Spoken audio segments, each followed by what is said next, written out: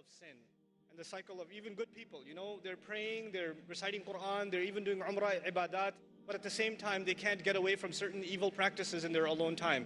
There are two parts of this problem. One of those parts is spiritual and the other part is psychological. And we have to address both of those parts. Let me start with the psychological only because most of the time when we have these discussions, we don't address the psychological side, we only address the spiritual side. So I'll try to address the psychological side of this a little bit.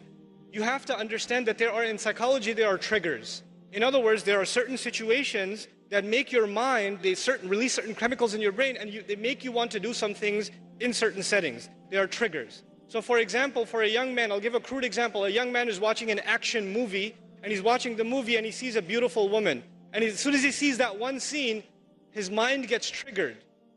And he pauses the movie and watches something far worse. And he gets into the habit of doing that. It wasn't the movie itself, it was just that one thing that triggered it. Or for some people, when they go back into their apartment or in their room, when they're alone by themselves, bad things happen. When they're by themselves. And when they're at the masjid, obviously it doesn't happen. When they're with their friends, it doesn't happen. When they're on their own, it happens. So the first bit of advice for everyone here and myself is you have to identify, when does the sin happen? When I'm by myself. Where am I when it happens? What times does it happen?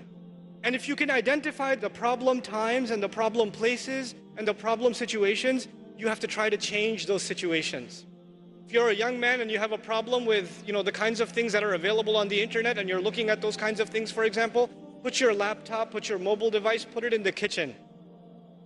So that your mother's walking by, your dad's walking by, and the mobile device, don't put it in your room. And parents, put that stuff in a visible place in the house. These screens are destroying our kids. Seriously. Then the other thing, the spiritual side of this problem. It is normal for a human being to make tawbah to Allah and then go back and do the sin again because we are khatta'un. The Rasul of Allah ﷺ described us not as khati'un, but khatta'un. Kullu bani Adam, khatta'un. And khatta' is a sighatul mubalagha. It's called the hyperbolized state. What that means in simple English is the one who repeats mistakes over and over and over again. Like a khabbaz makes bread over and over again. A khatta' makes mistakes over and over again. So that will happen. It's inevitable that some sin will occur over and over again. However, if in the back of your mind, the moment you made tawbah, you are already thinking about 3 weeks from now, I'm going to be doing this again anyway. If you're thinking that in the back of your head, then لَيْسَتِ التَّوْبَةِ لِلَّذِينَ يَعْمَلُونَ السَّيِّئَاتِ. Tawbah is not for people who continually do evil deeds. They've already accepted it. Allah says, وَلَمْ يُصِرُّوا عَلَى مَا فَعَلُوا. They don't insist on what they did. In other words, you have to make a serious, verbalized, conscious commitment. This has to stop.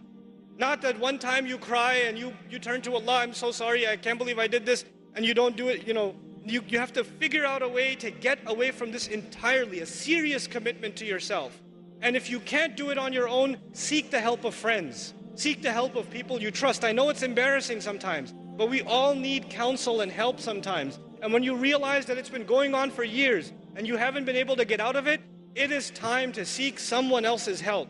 Which is why in the ummah today, psychological and spiritual counseling is so important. So many young people are in need of counseling and families are in need of counseling. That is one of the greatest priorities of this ummah because that will be a vehicle by which peace will be delivered to people.